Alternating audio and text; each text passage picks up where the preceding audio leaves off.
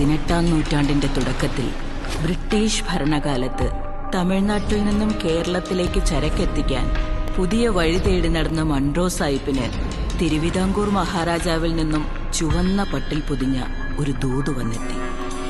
6.5 നാഴിക നേരം കൊണ്ട് കിഴക്കൻ മല ചുറ്റി വരുന്ന ഒരു കാട്ടുവഴിയെപ്പറ്റിയായിരുന്നു അതിനുള്ളിലെ സന്ദേശം.